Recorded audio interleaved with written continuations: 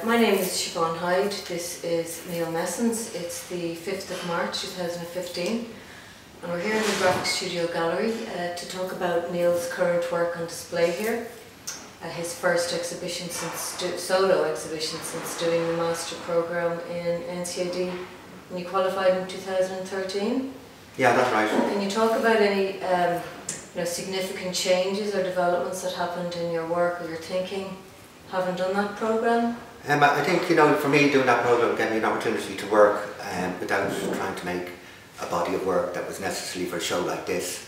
So I spent 2 years satisfying myself and my tutors and my peers in college, which is a different dynamic than making work maybe to sell or for a show. And so I started drawing, which was something that I always did all my life, and I really drew my way through the 2 years. And with drawing you can turn over a lot of work compared to printmaking, because just in the time invested in the drawing is very short. And most of those drawings I would never show, but it was an opportunity to develop ideas and concepts in my own work that you wouldn't normally get when you're making a show under a bit of pressure maybe. And what kind of scale were the drawings? These have taken a jump in scale from what I would know of your work in terms of scale. So they were big, generally kind of A1 pieces of paper, so they were like 78 centimetres high, most of them, and some of them bigger, and some of them were 1.4 metres high, and so the scale was bigger, and the execution was faster. So the etchings, the biggest work I make in etchings tended to be 300 millimetres or less, so a foot, the size of a record, and so a change in scale is a change in thought and the way you put a piece of work together as well. Okay, and what kind of paper did you use? Cartridge paper or watercolour paper? I bought drawing paper from London, Paxford, and it's Stockwell drawing paper, which has a slight colour in it, and it's not very expensive. It's acid free, and you could. You ordered that online? Yes, I did. Okay, so in a recent interview with Michael Cullen, he talked about the environment influencing your work. I know you moved to Kerry about a decade ago, and whilst you had been doing landscape work, images up to that, and continue to do when you moved to live in the landscape, what kind of effect did that have on the work? I think it had a dual effect. I mean, first of all, to move there has a huge effect, because you're isolating yourself from your peers, from the artistic community, from being able to go and see shows in town when you have a half day off or anything like that. So, suddenly it's you in your studio, miles away from everybody else. And I was very used to, as you know yourself, working in the graphic studio, to working in a place where there were several people making art, and on a given day the artist would change, and there would be an exchange of ideas and observations and criticisms, and suddenly you're on your own. So that makes a big difference to maybe how you think. And I think being living in a place, the idea that you have to capture this landscape for posterity changes. And so now that I'm living in a specific place, I think in fact that my work has become more generic rather than specific. And I think this show especially is more generally a landscape show rather than a West Kerry landscape show in lots of ways. And even though that a lot of the images are from in and around my house, and just the type of 12121, which refers to the tertiary road that I live on. And so even though it's very local, I think that the type of landscape it is more generic than my landscape usually is, like about Dublin Bay or Tory Island or West Kerry or something. And I think that this show, the works are less specific to the place, even though they're more about the place than ever. Interesting. The title of the show is kind of a little bit comical. It reminded me of, remember you did a series of work and you titled them with weather. Oh yes. Weather terminology. Some hazy sunshine. Yeah. And, yeah. And yeah, no, it is a bit like that. I kind of enjoy the language of strange things. So one day the council came along and they put a sign on the end of our road, and suddenly our road had a number. But like, it was a very beautiful number, L12121. It's onomatopoeic, it's palindromic, and so I just couldn't leave it alone. No, it really works well. It really works well. It creates an intrigue, actually. But I mean, also, going back to that whole thing, that these might be more generic, you know. So it's not referring to my townland, or it's not referring to West Kerry, or you know. So we don't have this kind of maybe, you know, Paul Henry feeling in your head because it's west of Ireland or something. But because it's, you know, it's a code. I mean, I considered as well, you know, using the coordinates on the map to define where I was, rather than. So it's another way of defining a place which doesn't have the same associations as, say, you know, Lisna KLV, the townland where I live, or Brandon, West Kerry, and so I like it for that reason as well. And does that translate into the titles on the work? A bit. I have, you know, avoided using place names in this work more than usual, and for the reason that you know, I think that, you know, there's a lot of things in the work, and you know, I don't want necessarily to think the work is enjoyable by people who've been where I have. So that, you know, there's a real danger that when you make landscapes that they become souvenirs, and that people go and they must bring a piece of it back, so they buy a little landscape of you know, Conmary, bring back a little picture of the 12 bends or something. So you know, I'm trying to think of you know, I'm trying to think of a way that you know, divorces me from that a little bit, because you know, there's a lot more in the work than just some kind of depiction of where I live for people who like where I live. Yeah, excellent, excellent. So, could you talk a little bit about the monoprint drawings? What exactly is behind the technique of producing?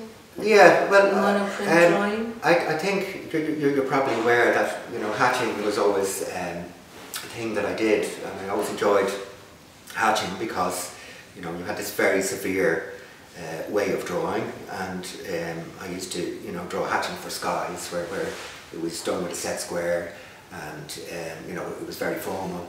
But by the way that was used only to build up a tone, and then with the way the tone ended, or the edges of this tone, you could end up with something that was very soft, that was produced by something that was so harsh.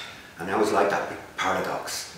And so, you know, I think for me that you know, a lot of these drawings ended up being kind of single direction hatching. I ended up drawing with the T-square, and so that the drawings were made up of all parallel lines. And you know, this is, you know, some people think this reminds them of a drawing made by machine, or you know, where they're kind of plotted out from left to right, you know, rather than somebody who will take a pencil in their hand and, you know, make a gestural arc. My gestural arc is made that so many lines end on that line to produce it, and it's you know, for me it's a very enjoyable way to build up the drawing, and you know, it kind of frees you from an awful lot of you know, just getting it's a stylistic thing, I suppose. It's a personal language that I have developed to make my images, and you know, it hasn't, you know, it hasn't developed in a pedantic way. It's developed over time and work. You know, I always think that you know, work begets work, and work begets ideas, and so this you know, this way of drawing is the product of a lot of things that I've done previously. So I was, you know, one thing on the MA, I started making drawings that were finished pieces of work, and I cited in my essay at the time that Sarah made a drawing for the salon once, and people were you know, quite upset and excited about it because, you know, drawings were a means to something else. You know, they were a means to designing a building, or the means to doing cartoons for painting, or they were studies for this, and you know, but they weren't actually finished pieces of art in themselves. And there's various people who write about drawing, you know, cite Seurat as being, you know, a turning point where drawings became actual finished works of art rather than studies. And you know, for me, I always drew, and you know, my drawings would gather in a big pile, and I cull them down to a small pile, and they grow again. So you know, I think that, you know, what I came out of the MFA was that I was actually making drawings that were finished works of art, and I found that combining the drawings by overprinting colours and a very interesting thing to do, and I kind of refer back to my printmaking. So I was making these drawings, and I'd print colour over them, and I'd do more drawing, and I'd print more colour over them, and you would get this kind of layered image that you know, was very interesting. It's also very exciting to say, okay, I have this drawing, and I'm going to print this over it, and I'm going to print over that over it. So you set about it, and it takes you a couple of hours, and then you take it off, and you're kind of shocked by what you've done, because you don't have ultimate control over it until you've actually done what you decided. So it was risky business, and you know, there's a few of them you know, fell by the wayside, that the risk didn't pay off. But for some of them, to have an idea that I was going to do all these procedures to them, no matter what, you know, was interesting for me. Excellent. So you did the line drawing first, and then what did you do? Did you ink up with rollers on a plate? Yes, I had big plates that I printed over them, and you know, generally, sometimes, you know, the whole area just in a flat colour, and sometimes the colour was built up of a few different colours to give, you know, to make the colour I wanted, and sometimes there's bits of the roll-ups missing. I had plates with holes in them, and sometimes I masked off bits and pieces. So you know, there was various methods I used to control where the colour was. Sometimes I wiped the plates a little bit. Okay. So was that a registration nightmare, or was it loose enough? No. The registration didn't need to be that accurate. Excellent. And so that helps. Yeah, it was. It was a crease nightmare.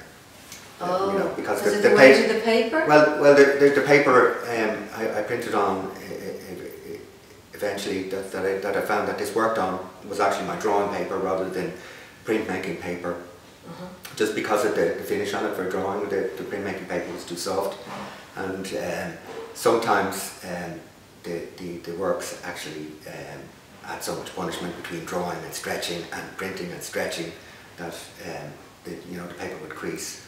Okay. But I discovered ways around that, and you know, so as opposed to getting out the creases, or avoiding them. Yeah. Okay. So to talk about a comment that Oscar Wilde once made when he was talking about art critics, he said that they needed a certain kind of temperament, the power to deeply appreciate a simple object. Would you say that's the same for the artist? Yeah, I think it is. You know, that you know, an artist will look at something. I mean, I think that's their job is to look at something, and possibly to look at something in a different way than other people, and represent it to them. And you know, so I think that you know, what he might mean is that, you know, the artist observes and digests, and then he represents what he looks at to us, and it might have a different meaning or a different resonance, or it might be something simply that you never noticed before. And sometimes you can you know, make something that's quite banal. You can turn it maybe into an icon, like, you know, Andy Warhol did with his suit cans and Brillo pads. But I mean, I think also, you know, that, you know, I have a tractor, and it's a 1970s Massey Ferguson 290, and I think it is. I think it is an icon of farming in places where I live, and it's a symbol of the decay of farming. And you know, at one stage, it as an object would have been, you know, the proud you know, somebody would proudly own it, and it would be a symbol of progress.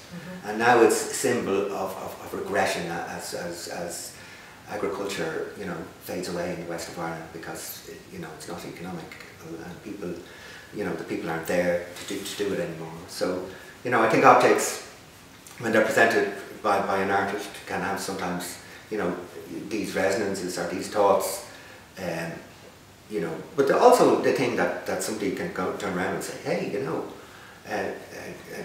these Massey Fergusons are quite actually beautiful in their own right as well. So yeah.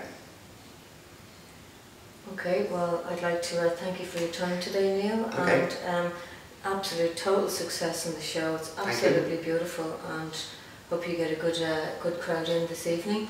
And that's it. Thanks, Siobhan. Thanks very much.